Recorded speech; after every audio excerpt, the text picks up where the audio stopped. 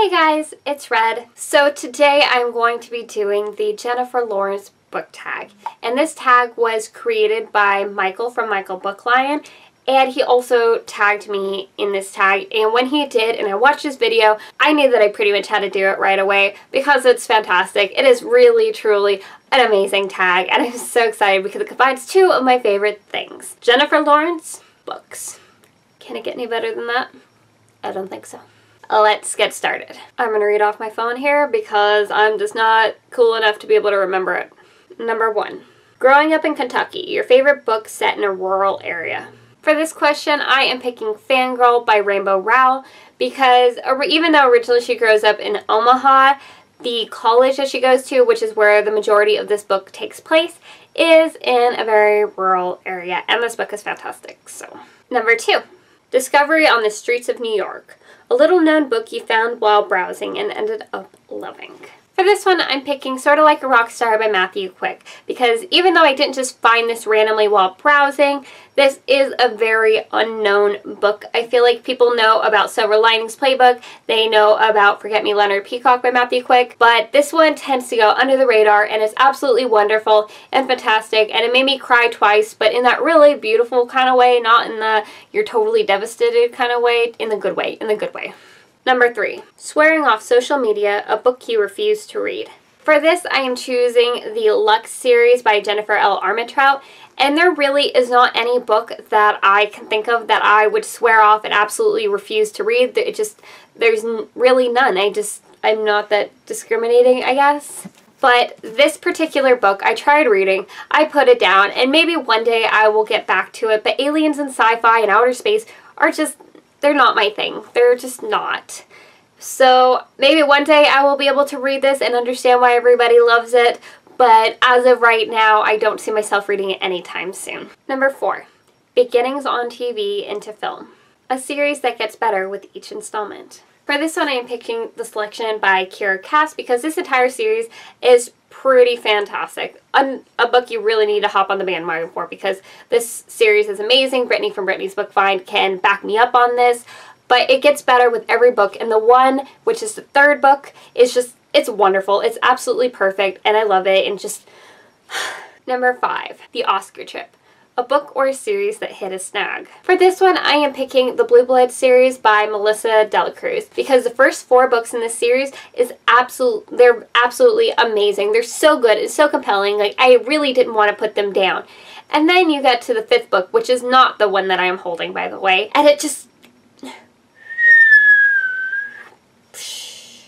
Number 6. J-Law and Chris Martin. Favorite book by a collaboration of authors. For this one, I am picking My True Love Gave to Me by a whole bunch of people.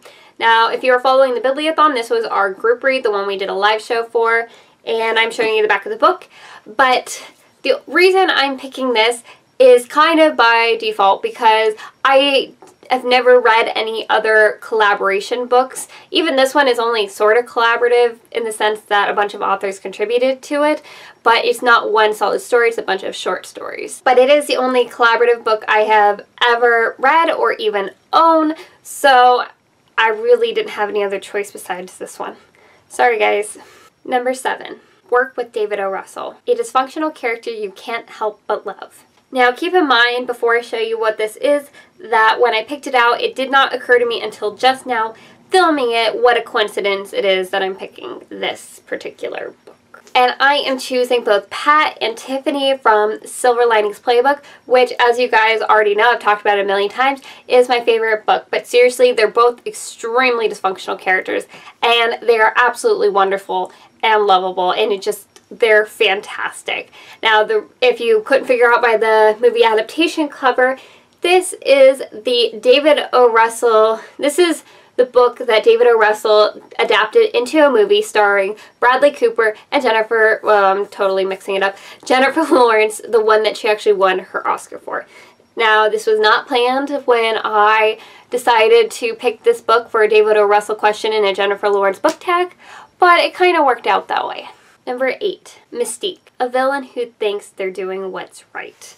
For this one, I picked Voldemort from the Harry Potter series because even though he is one evil son of a bitch that pretty much destroys the happiness of everyone he comes into contact with, that's not his goal. Those things are just kind of incidental. He doesn't really think of himself as evil. He thinks that everything that he's doing is for the purification and betterment of the wizarding world and putting muggles in their place as inferiors and just... So he really, really does believe in his cause and what he's doing. Number 9, The Hunger Games. What is your favorite high-profile series? Generally, I do not like listing the same book or series twice in a tag, but I feel like picking any other series would just be a lie, so... And I am picking the Harry Potter series by J.K. Rowling. I know that all of you guys have probably read it 10 times just like me, and this is really no surprise. You probably all know what this is about and all have read it or watched the movies or both. But yeah, this is my favorite. I pretty much buy anything Harry Potter related that I can get my hands on. Literally, I have a Harry Potter lanyard in the mail that should be arriving today or tomorrow as we speak. So... Number 10, everything she's ever said. What is your favorite comedic or snarky character?